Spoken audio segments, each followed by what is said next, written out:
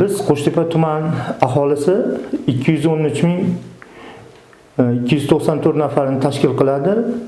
Bu 213.294 nafar aholiga 2122 nafar tibbiyot xodimi, shundan 220 nafar vrachlardan iborat komanda xizmat qiladi. Ana gapirib o'tadigan bo'lsak, mana birinchi kvartal o'tdi, 2025-yilda birinchi 3 oyligi. Bu 3 oy davomida qilingan ishlarni gapirib o'tadigan bo'lsam, yilda boshida reja grafik ishlab chiqarilib, reja grafikda har bitta oilaviy aholini 2000 ta oilaviy aholiga tibbiy brigadalar tashkillangan. Biz tumanda 103 nafar tibbiy brigada tashkil qiladi. 103 ta tibbiy brigada tomonidan tarmoq rejalar ishlab chiqilgan. Tarmoq rejalar bo'yicha hozirgi kunda 25% tumandagi aholi chuqurlashtirilgan tibbiy ko'riklardan o'tkazildi. Bunda profilaktik ko'riklardan o'tkazilgandan keyin kardiologik, endokrinologik, onkologik kasalliklar bo'yicha to'liq skrininglar tashkillangan.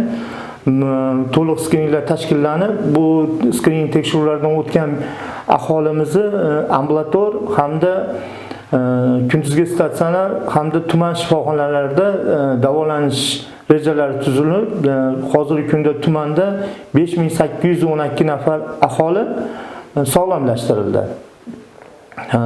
Sog'lomlashtirilganda hozir tumanimizda 298 o'rin byudjet o'rinlari bo'lib, bundan tashqari 35 o'rin xo'jalik hisobidagi bo'limlar ham tashkillangan. Aholimizga tibbiy xizmatning sifatini yaxshilash maqsadida har bitta vrach o'zini ustida ishlab,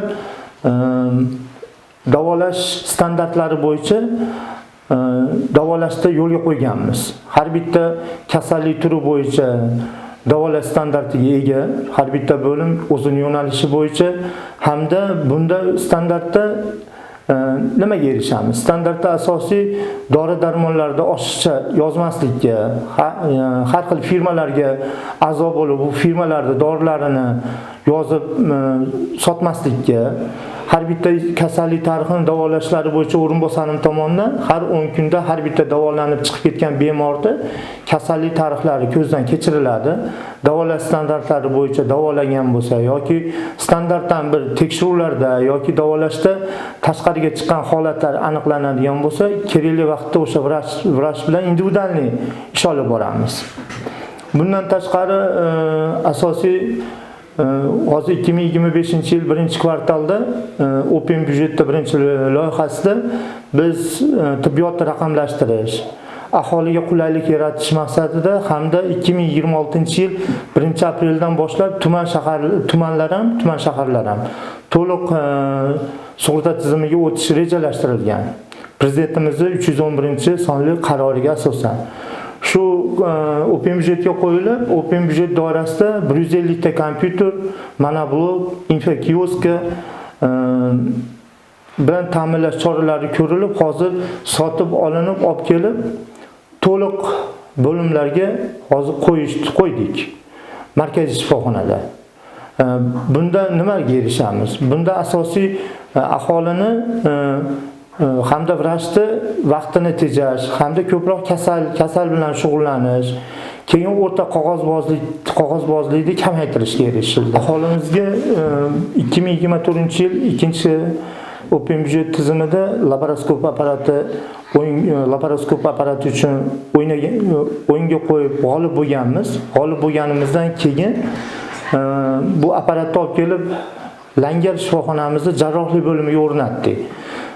Bunda bizi mutaxassislarimiz, ikkita mutaxassisimiz bor, hozir ish olib boryapti. Har kuni bittadan ikkitadan yuqori texnologik operatsiyalar, kam invaziv operatsiyalarda amalga oshirishni yo'lga qo'yganmiz. Bu aholiga hamda bemorga juda qulayliklari juda katta. Bemorni tezroq tuzalishiga, tezroq oyoqqa turib ketishiga sabab bo'ladi. Sog'liqni saqlash vazirimiz Xudoyorov Aslbek Anvarovich tashabbuslari bilan 26-apreldan 25-maygacha ijtimoiy himoyaga muhtoj kam ta'minlangan oila reyestrida turgan 4479 nafar aholi hamda ularda oila a'zolari 19498 nafar aholini bir oy davomida chuqurlashtirilgan tibbiy ko'rikdan o'tkazib, sog'lomlashtirish rejalarini tuzish tarmoq rejasini ishlab chiqqanmiz. Mana bugun tumanda tarmoq reja bo'yicha ish ketyapti. O'sha ijtimoiy himoyaga muhtoj, kam ta'minlangan oila reyestrida turgan aholini kunma-kun har kuni rejada bo'lib olingan nimalar bo'yicha oilaviy poliklinikalarda, oilaviy shifokorlik punktlarida skrining tekshiruvlardan o'tgandan keyin agar tor doiradagi soha mutaxassislariga ehtiyoj tug'iladigan bo'lsa yuboriladi. Ko'p tarmoqli markaziy poliklinikamizda tor doiradagi mutaxassislarimiz tomonidan bu aholimiz yana qaytadan ko'ruvdan o'tkazilib, agar statsionar sharoitda davolanadigan bo'lsa statsionarga, tumanga, agar viloyatga bo'lsa viloyatga, respublikaga bo'lsa respublikaga ajratishlar olib borilmoqda. Bundan tashqari o'sha tibbiy ko'rik o'tkazish natijasida tumanda o'zida o'tkaziladigan operatsiyalarimizni tumanda o'zida boshlaganmiz. Hozir 8 nafarga 6 kun davomida 8 nafar aholimizni yuqori texnologik laparoskop orqali operatsiyalar amalga oshirildi. Bundan tashqari 12 nafarini viloyat mutaxassislari, viloyat shifoxonalarida yuqori texnologik operatsiyaga rejalashtirganmiz. 2 nafarini respublikaga. Mana respublikani mutaxassislardan iborat mutaxassislarimiz kelgan har bitta tumanlarda rejografik bo'yicha tibbiy ko'rik tashkillangan, tibbiy ko'rik davom etmoqda, hozir bo'lmoqda yuqori saviyada. Bizni Qo'shtepa tumanida 5-may kuni rejalashtirilgan 5-may kungi rejadagi tibbiy ko'rikka viloyat respublika mutaxassislariga kontingentlarimizni ajratganmiz, saralaganmiz. Hozir 480 nafar aholimiz bor ajratilgan. Shu aholini shu 5-may kuni olib kelib, bularga konsultatsiyalardan o'tkazilib, kerakli maslahatlarni olib, rejalashtirilib, yil davomida zudlik bilan qilinadigan operatsiyalarni zudlik bilan qildiriladi. Yil davomida rejalashtirilib, tuman, viloyat, respublika darajasida olib boriladigan operatsiyalarni qilishni yo'lga qo'yamiz. Hozir bundan tashqari yil davomiga ham qarab o'tirmayapmiz, kutib o'tirilmayapti. Aniqlangan bemorlarda agar operatsiyaga moneligi yo'q bo'ladigan bo'lsa, o'sha kunda o'zida tumanga, o'sha kunda o'zida viloyatga yotqizilib, viloyatdan kelgan yuqori malakali mutaxassislar tomonidan bu operatsiyalar amalga oshirilmoqda. Bu isboti bilan gapiradigan bo'lsam, har bitta tuman mahalla fuqarolar yig'ini bilan raislari bilan ham gaplashganmiz. Har bitta tibbiyot xodimi ko'p qayta murojaat qilayotgan. Bundan tashqari kambag'al oila reyestrida turmagan aholini ham shu tor doiradagi mutaxassislar, respublika mutaxassislariga konsultatsiya uchun tashkillab alohida bularni ham ro'yxatini tashkillaganmiz. Shu kuni bularni ham ko'rsatib, sog'lig'ini qayta tiklash hamda oilasiga, farzandlariga, oila muhitini, oila sog'lom turmush tarzini yaxshilash maqsadida ishlarni olib boramiz. Bundan tashqari aholini tibbiy madaniyatini, sog'lom turmush tarziga amal qilishdi, zararli odatlardan voz kechishdi.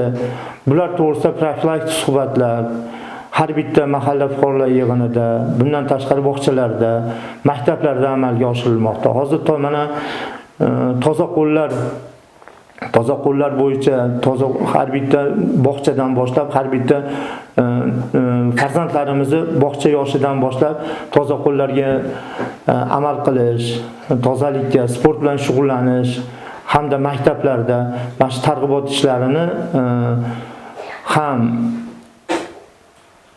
maktab vrachlarimiz hamda bundan tashqari maktab hamshiralar tomonidan bular nazoratga olinib, o'quv hamda tushuntirish ishlari olib borilmoqda.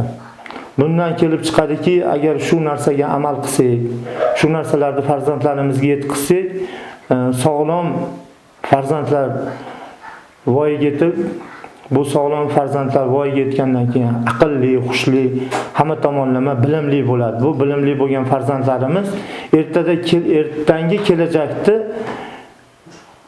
yuqori darajada xalq uchun, vatan uchun xizmat qilishga tayyor kadr bo'lib chiqadi.